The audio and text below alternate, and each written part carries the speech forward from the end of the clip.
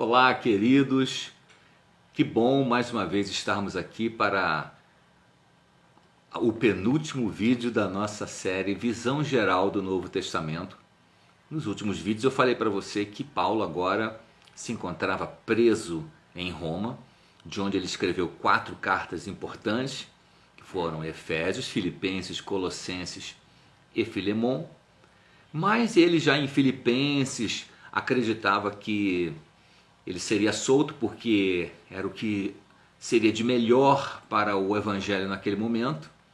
E já quando ele escreveu para Filemon, ele já até pede mesmo para que Filemon prepare uma pousada, um local para que ele possa estar logo assim que ele saísse do seu encarceramento. E de fato aconteceu isto. Ele não foi condenado.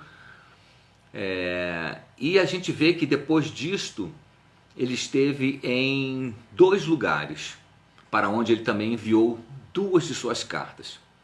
Ele esteve em Éfeso e ele esteve depois na ilha de Creta.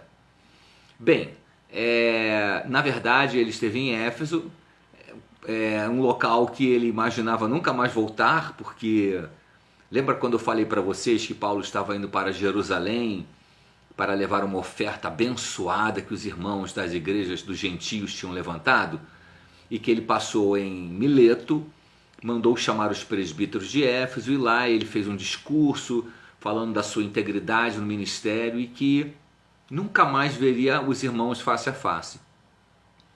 Ele foi preso em Jerusalém, foi para Cesareia, passou 2 anos, depois viajou para Roma, passou um tempo na guarda pretoriana, enfim, depois de 6 anos ele acabou sendo libertado e agora ele vai a Éfeso, juntamente com seu companheiro de viagens, que ele considerava um filho na fé, Timóteo.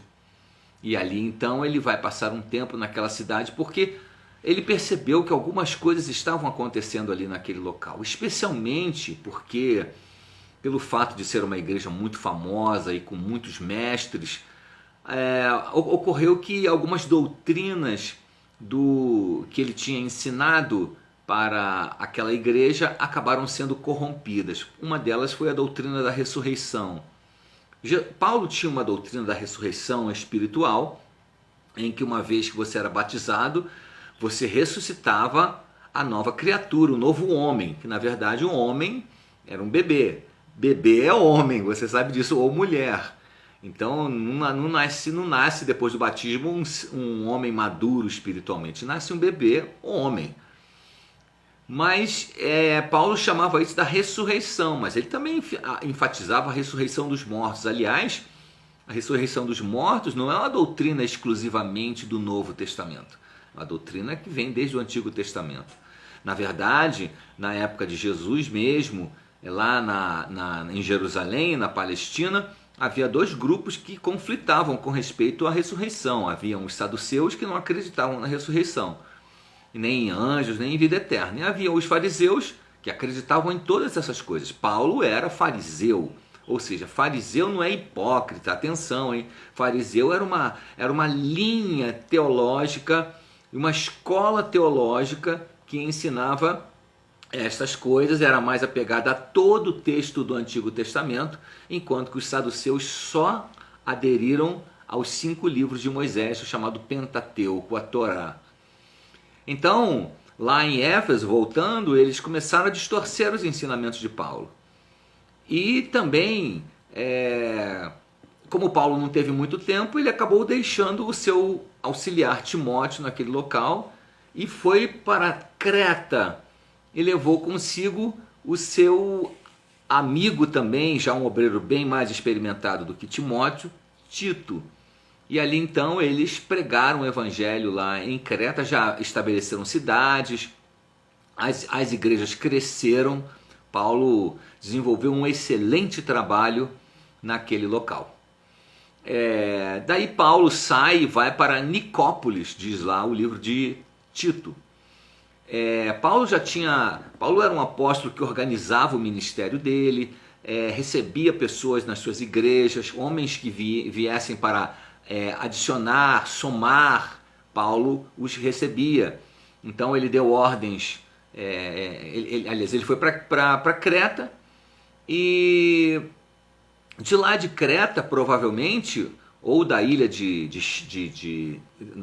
Nicópolis ou de Creta, ele escreve para Timóteo porque ficou sabendo das situações que Timóteo passou. Ele começa falando: como eu te deixei em Éfeso para que organizasses as coisas aí na igreja, estabelecesse presbíteros.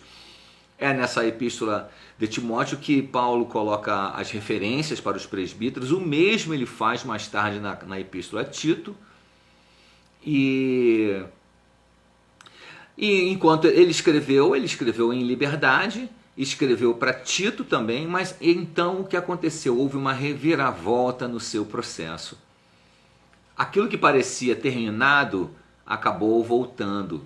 Paulo foi preso novamente e foi levado provavelmente para Roma de novo. E segundo a história, foi lançado no cárcere Mamertino, que era um dos cárceres destinados a prisioneiros políticos. Paulo, por ser romano, tinha direito a ter alguns escravos que lhes servissem. As pessoas que decidissem estar com Paulo naquele local teriam que temporariamente abrir mão de sua cidadania para que pudessem estar ali como escravos. E isso aconteceu com Lucas, o próprio Timóteo, que iria trazer uma capa, porque então quando Paulo foi preso de novo, ele entendeu que aquele era o momento que ele iria ser martirizado mesmo, já não ia ter mais chance alguma. Ele então escreve a sua segunda carta para Timóteo e pede para que ele venha com urgência até Roma, ou seja, saia de Éfeso e venha para Roma e traga os pergaminhos que ele tanto admirava e amava da palavra. Traga uma capa. Ele teria que passar primeiro em Troade, numa cidade um pouco mais a noroeste, para pegar uma capa, ou seja, para ajudá-lo contra o frio. Ele pede inclusive que Timóteo acelere e venha logo antes do inverno e traga os pergaminhos. Paulo queria, antes de ser martirizado, ter a oportunidade de ler a palavra de Deus. Olha que coisa tremenda, né? De ler a palavra, os pergaminhos. A esta altura ele já tinha escrito todas as suas cartas. Alguns acham que ele escreveu Hebreus também. Não temos como afirmar isto, mas ele já tinha escrito todas elas. Pode ser que ele tenha pedido que trouxessem todos os pergaminhos para que ele pudesse ler as últimas coisas que o próprio Espírito Santo o havia orientado a escrever. Ali ele estava sozinho, ele não tinha mais como pregar o evangelho para ninguém e recebeu a ajuda de amigos, irmãos, seus companheiros. Inclusive ele manda chamar Marcos, que tinha sido um rapaz que começou na primeira viagem missionária, mas logo amarelou e decidiu ir embora, deixando-o e a Barnabé sozinhos naquele grande empreendimento. Mas você sabe que Deus cura as feridas e restaura as relações. Ele manda trazer Marcos. Ele inclusive já sabia que Marcos tinha escrito o Evangelho de Nosso Senhor Jesus Cristo e já era um homem também muito experiente, conhecedor do Senhor, e poderia ajudá-lo ali naquele momento de despedida, né? Paulo precisava de amigos que de verdade estivessem com ele até o seu último momento. Como cidadão romano, ele não teria como morrer senão decapitado. Aqueles que não fossem cidadãos romanos poderiam morrer de vários tipos de mortes, serem lançados no Coliseu para serem devorados pelas feras, flechados, crucificados, queimados. Mas por ser cidadão romano, Paulo foi martirizado provavelmente no ano 64 a 65 da era cristã. E com isto ele encerrou a sua participação na pregação do Evangelho no primeiro século. Ele disse: combati o bom combate, completei a carreira e guardei a fé. E que isso seja para nós um exemplo. Desculpa, irmãos. Um exemplo para toda a vida. Nós vamos continuar no nosso último vídeo falando sobre João, Pedro e todos os demais. Fica com Deus, querido.